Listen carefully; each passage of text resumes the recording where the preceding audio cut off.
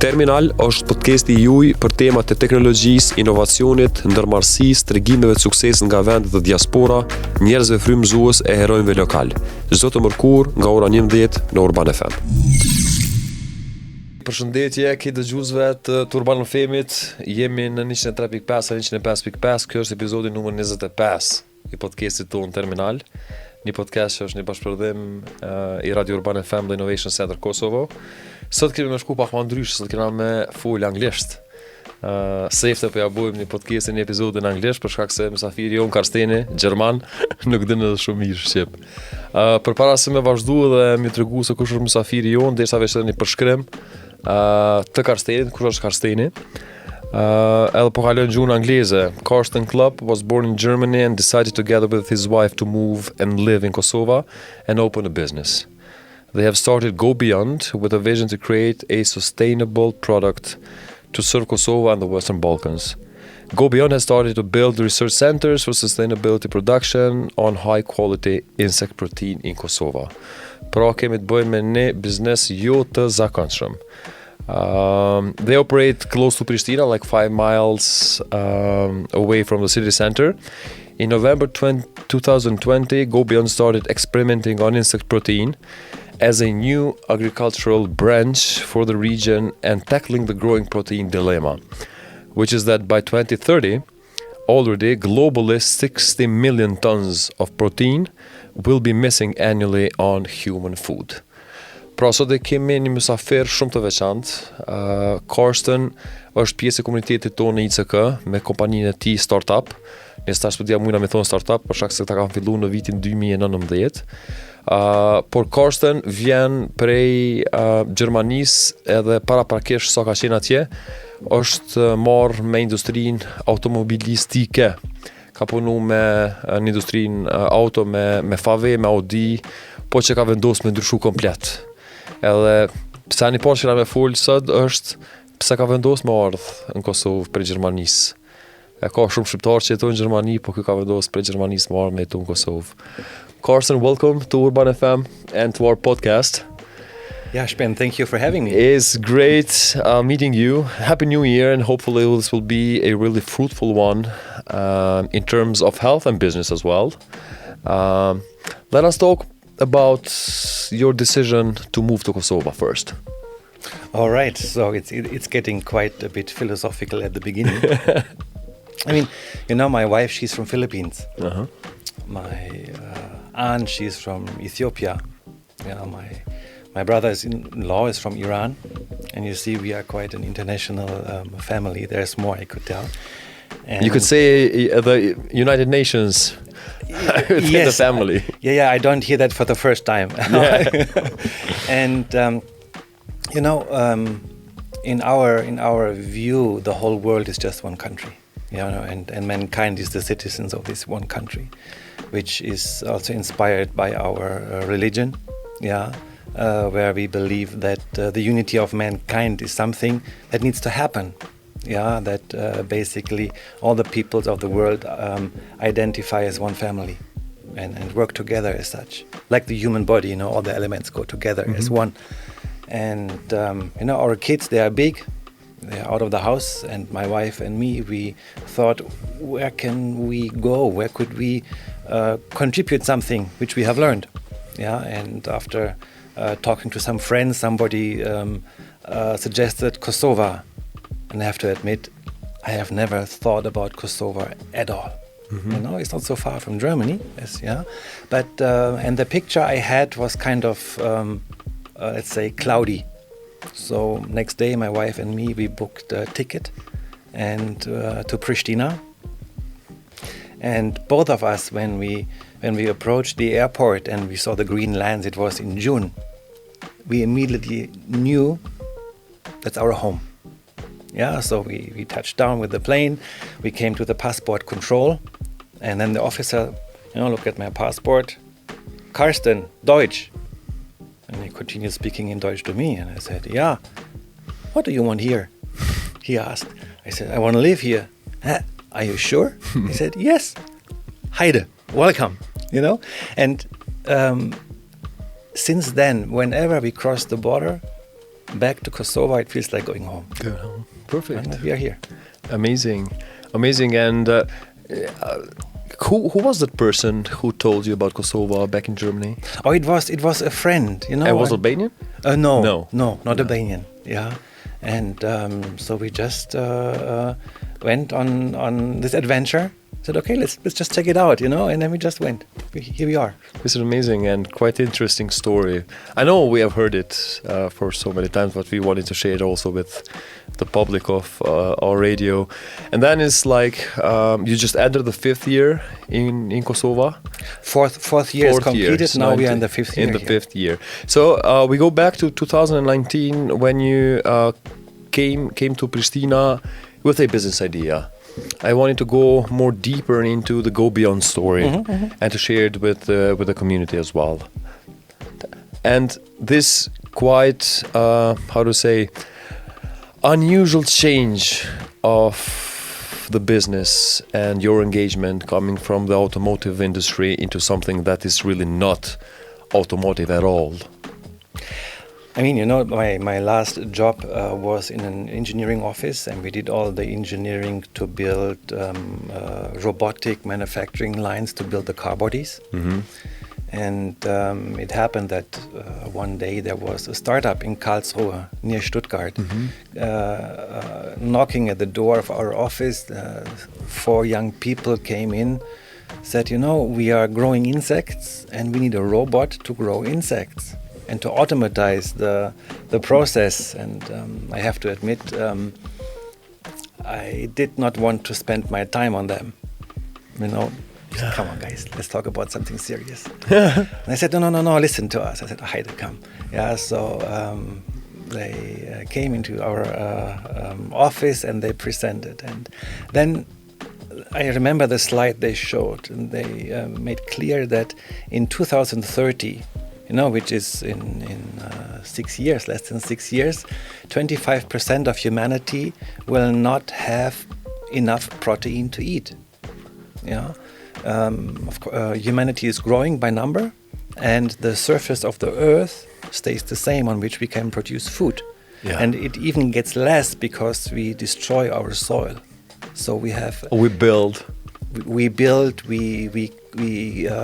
destroy the foundation on which we can grow enough food, and so it would mean the way we grow food now, we would need 1.7 Earth surfaces to feed all humanity, and that doesn't work.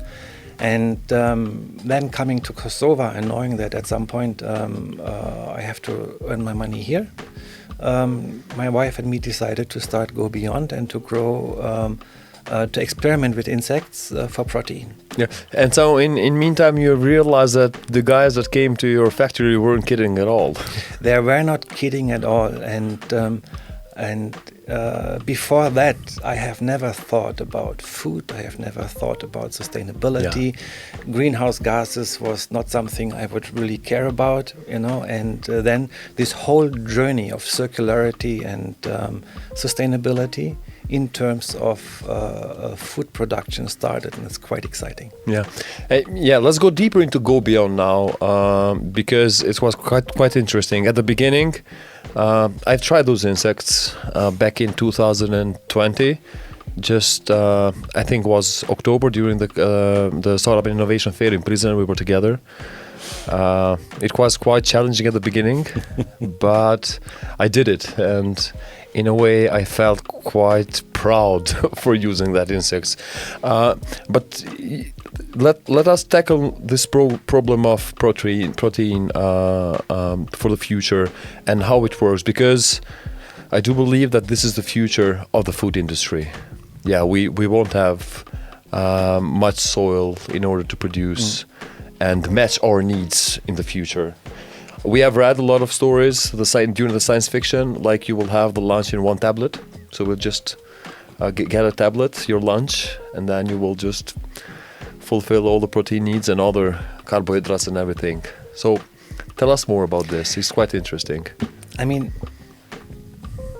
you know, I love eating meat, I have to admit. Yeah. And along this journey, I tried to become vegan. It didn't work. but basically what we need to admit is that one of the biggest CO2 emitters globally is meat agriculture, is animal agriculture. Yeah. So this is the first, that when it comes to greenhouse gas emissions, it's not the cars, it's not the ships, it's not the planes, it's animal agriculture, which is at the top of the list. So that means here something needs to happen. The second is that for animal agriculture, we are speaking on a global level now.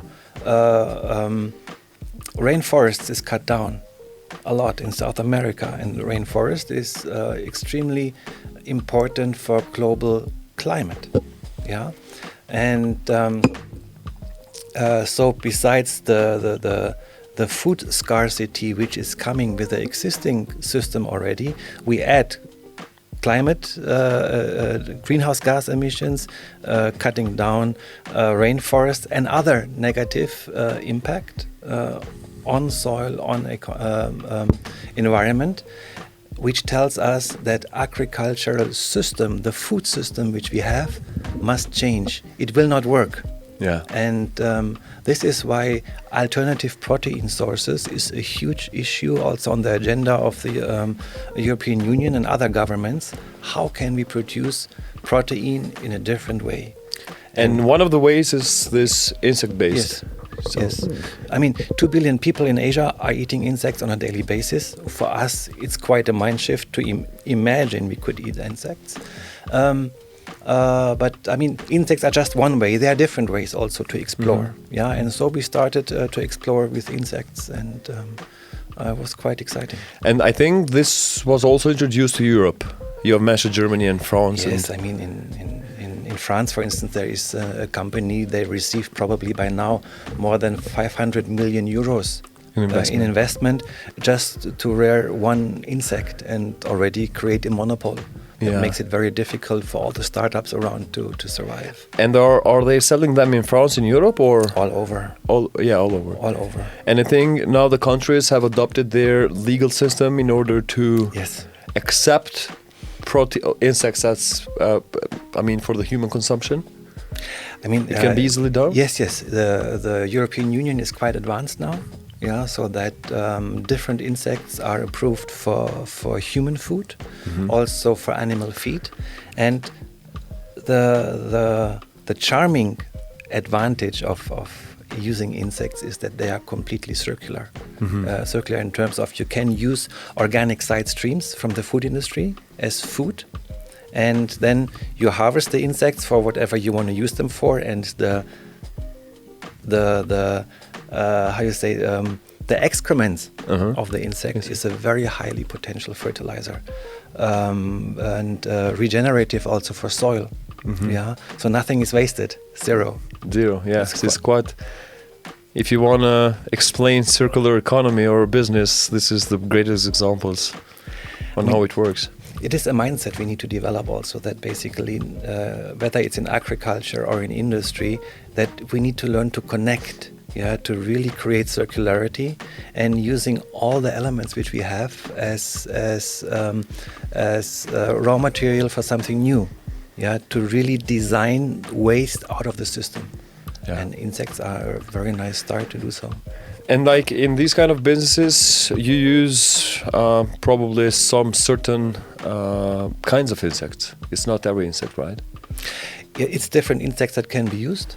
We did experiment with the mealworm, or the meal, which is common everywhere. The flour mills, they try to fight it to get it out of their system, and we are rearing it. Yes, but there's also another insect, the black soldier fly. What was the beetle one, the bug, that you used to have in different exhibitions? Like, was a black one? I didn't try that. This is, the insects have different stages. Okay. And the larvae, before it becomes the bug, is the one you harvest. This is the one which is very high in protein, and the bug is called meal beetle.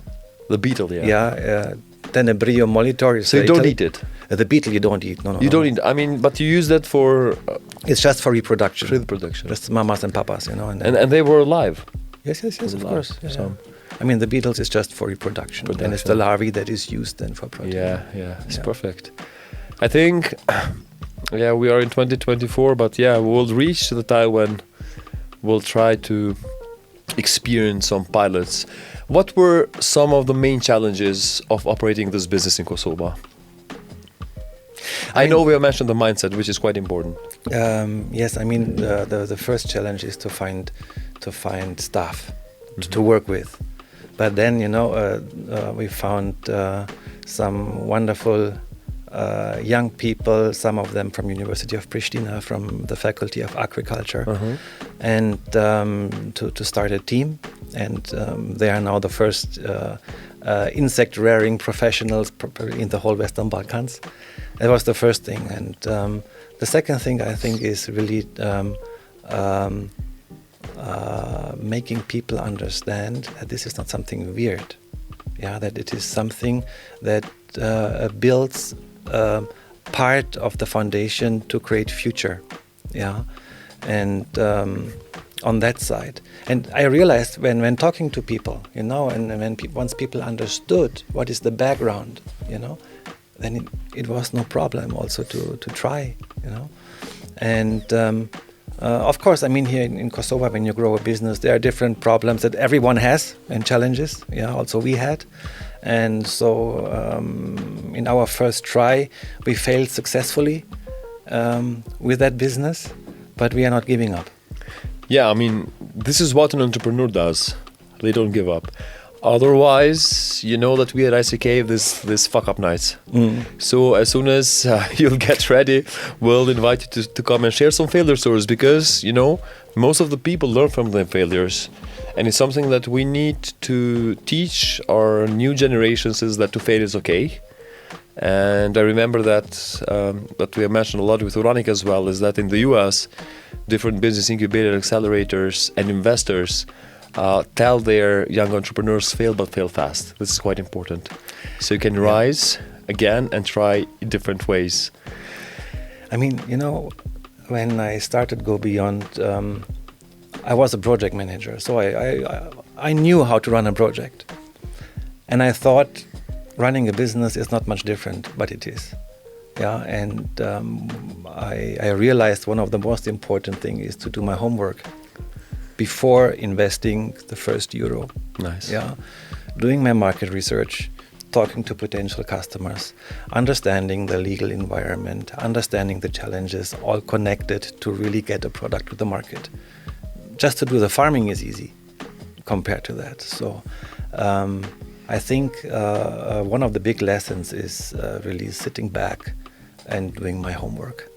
Perfect. This is something that we all should learn from others. Sometimes you better learn from others' mistakes and have a look at what they did with a certain business or business idea.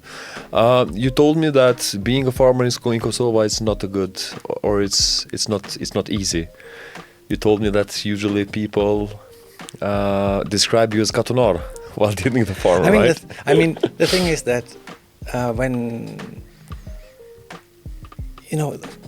when you look at the very core of society, farming or farmers are one of the most important professions a society can have, like teachers or doctors. So those three, I think, are essential. And no farmers, no food. Very simple. And I think one of the challenges we have here in Kosovo is how we look at farmers.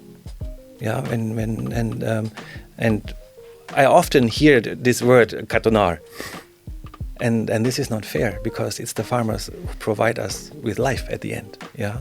And I think what we really need to do is to support the farmers in terms of giving them appreciation for their work.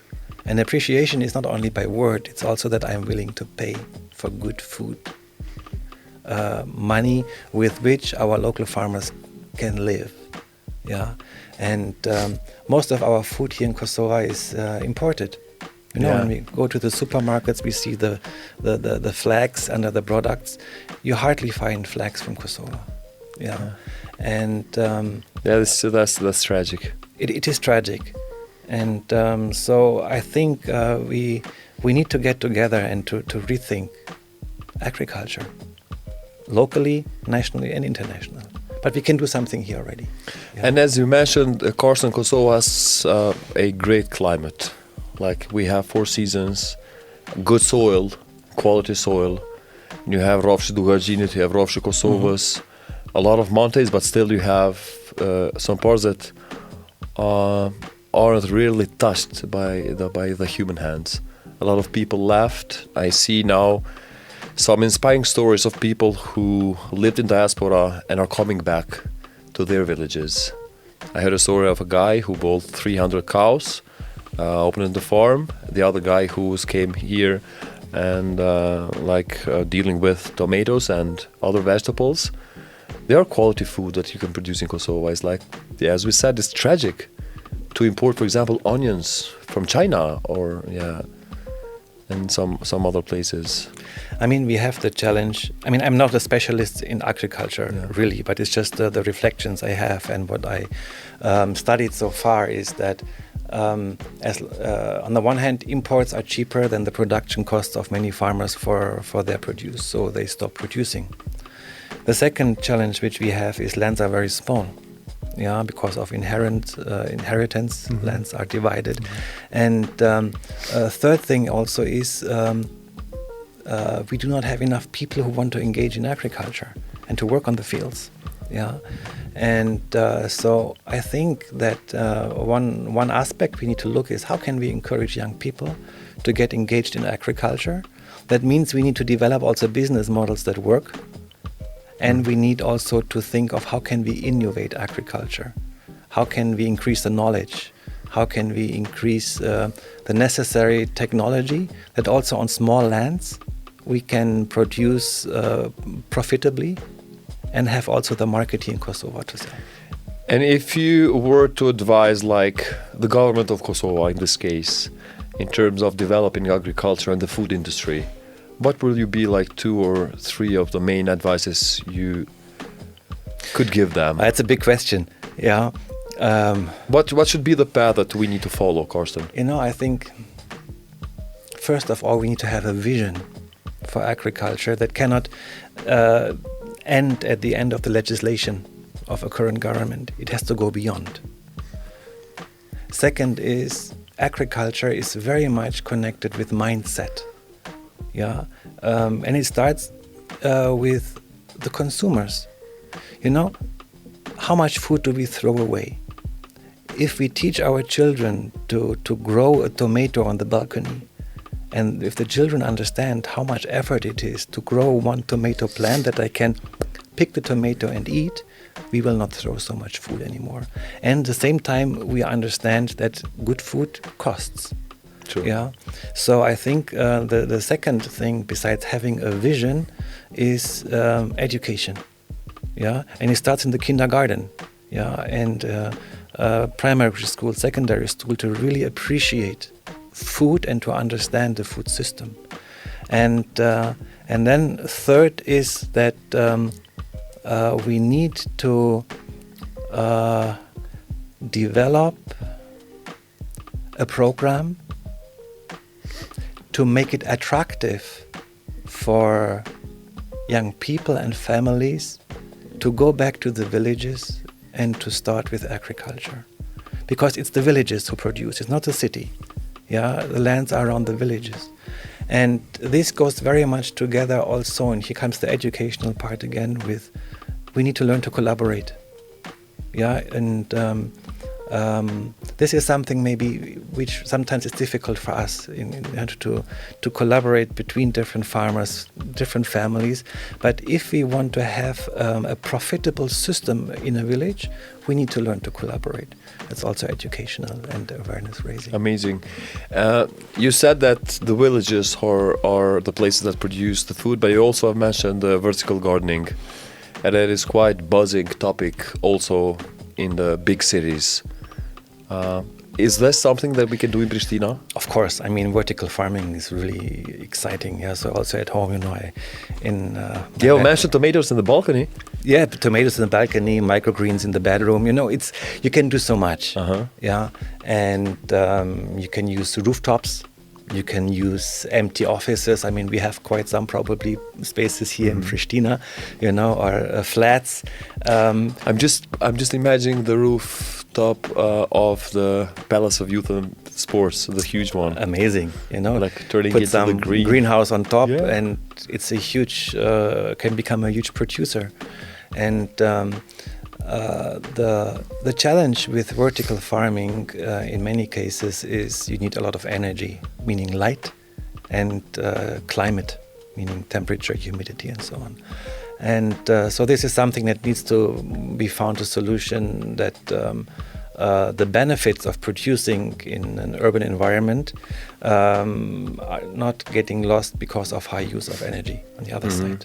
But definitely urban farming is something which I would highly encourage on the educational side, but also, for a family, you can, for your everyday's consumption, produce some of the food you eat. Yeah. Absolutely. Do we have any cities that are really known for the vertical gardening? I would need to lie. Probably South America, I guess. Maybe we don't know. But also, I would think that in Holland, there would be quite some cities that are much advanced. Also, in Berlin, I would assume that vertical farming in the city. There's quite a lot happening. Yeah, this is also part of the educational system. This is something that is quite important that you have mentioned. And you also mentioned the food waste. You remember one time we started at ICK with UNDP piloting a program on food waste.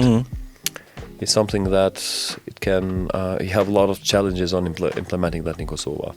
And I remember, for example, in Japan, if you don't finish the plate that you have ordered in the restaurant, you'll get charged extra. Yeah. Because you're wasting food and you're disrespecting, yourself first. When you order, that's why you have different portions. And as Albanians, we usually go for the biggest one. And then we end up leaving the plates. You can go to the restaurant and see the plates are half full when you leave the restaurant. It's something that it really needs, it goes from the primary schools and educational system. So that's something that you mentioned, that you grow a potato because while growing you see that it takes time, and then it's not just like coming up and throwing in somebody's car. It's something you need to appreciate. No, it really is, and I think we need also to regain this general skill of growing food. Not that everyone needs to become a farmer, but if you understand what it really means to grow food, definitely the whole food system will change. It is. And also includes probably the challenge of investments coming out from diaspora.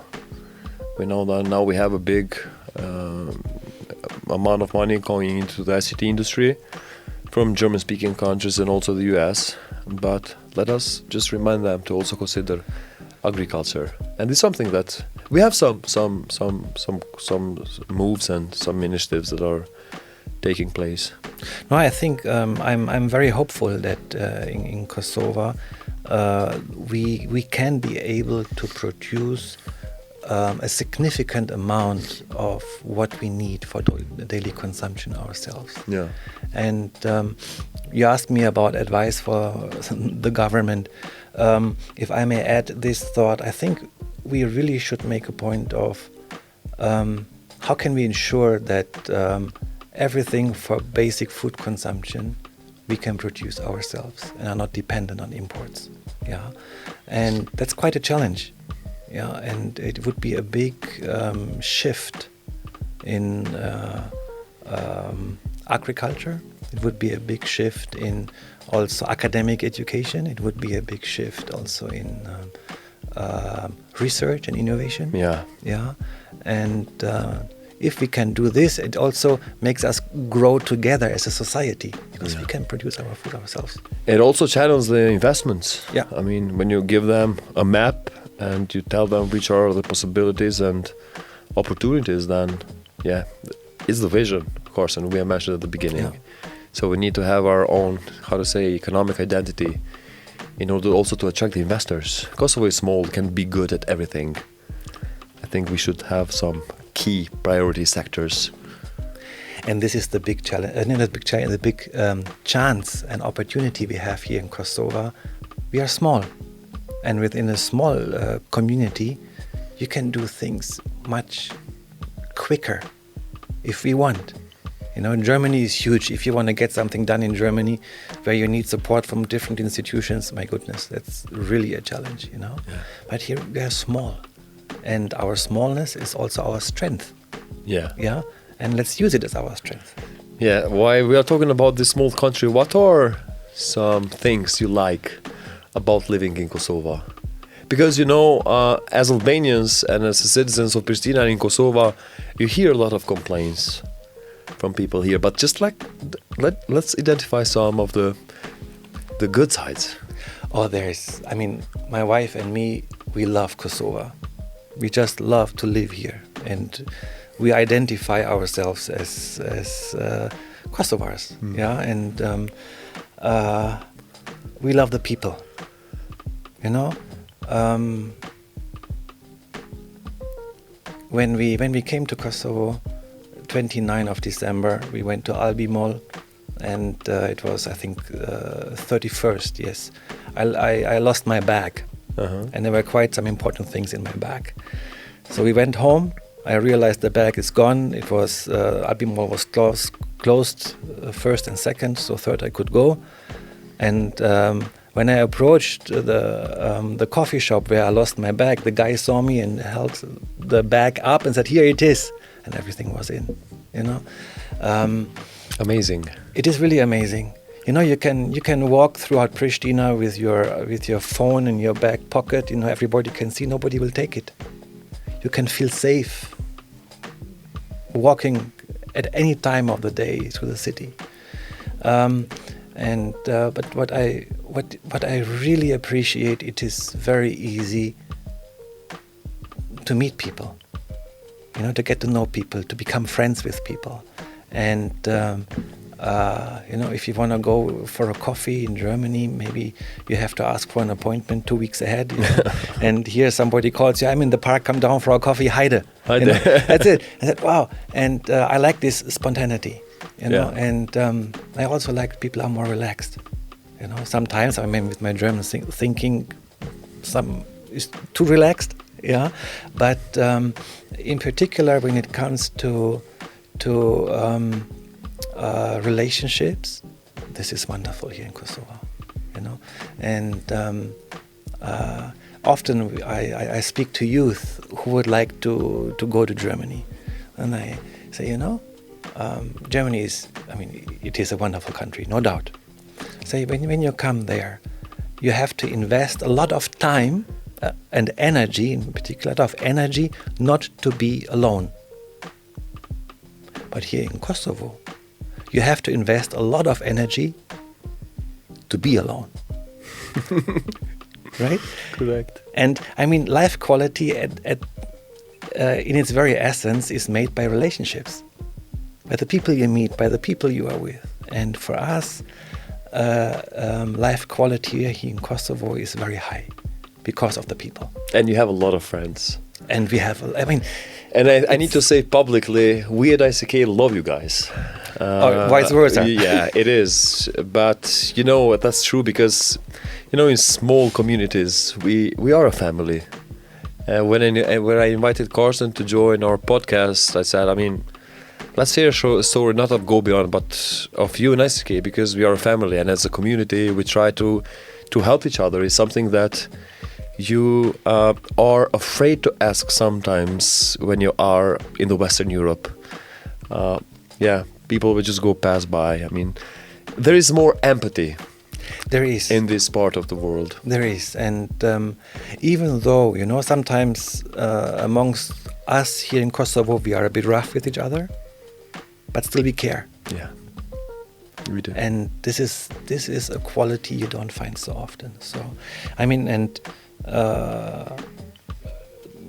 it is really worth living in Kosovo. It is really worth investing time and energy in Kosovo, and it's really worth to work hard, even if simple, to make a living here in Kosovo. Yeah. So let's build our country. Edhe që thot kolegu jon edhe shoku jon Gent Shala, s'ka më bo mirë, po kena me bo mirë. So we need to work a lot because Kosovo is small and it takes some efforts in order to make it more livable, more prosper, and to develop it as a country. I remember when the war in Kosovo ended in 1999, Karsten, everybody was looking Kosovo will become a Switzerland in the next 25, 30 years. And it's quite difficult for the time being. But I think with the new generations that are coming up and people who are educated in the Western Europe and the US are coming back now, we're investing. We have a lot of companies that are being founded and funded by the diaspora, and which is still one of the main sources of income and potential investors in our industry.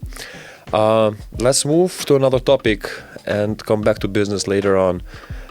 Something I've read about Karsten and I didn't know before is his belief. And here is Baha's faith, Baha'i. Tell me more about this. Yeah.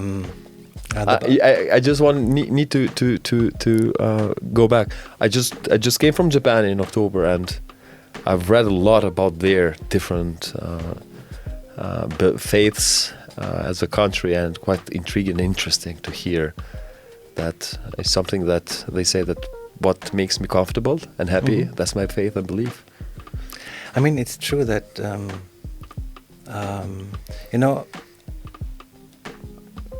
adding to what you have said about Japan is that I believe that life is physical and spiritual at the same time. And that we are not only physical, and that life doesn't end when we die. Yeah. And as Baha'is, Baha'i is the youngest of the world religions. You know, it started in end of the 19th century in Iran. You know, and Baha'u'llah, the founder of the Baha'i faith, speaks of the unity of mankind. Yeah, as I said before, like one of the main concepts in the Baha'i faith is that the earth is one country and mankind is citizens. And he says that now humanity has come entered a time where technology has already united the world, but now as human beings we also need to learn to connect. And so at this point the Baha'i faith is still young, but it is spread all over the world. So wherever you go, you find Baha'is. Right. Yeah. And what I particularly like, and what also made me decide to become a Baha'i, I mean, I grew up in a Baha'i family, but still Baha'u'llah speaks of the independent search for truth, that everyone has to decide for her or himself what religion I want to have or not. What was that religion is something that it needs to integrate, that we are all one, yeah, and that this unity is the driving force of development. That's quite, short and simple. In an interview for the Kosovo German Chamber of Commerce, Karsten stated that even though the situation in Kosovo is difficult for the youth, I'm convinced, certain that its future is great. Everyone should contribute to it. By leaving the country, we won't make it better. The young people we have in Kosovo are wonderful and well educated. They have vision and energy, and when they start to work together, the country can be a different country in just a few years.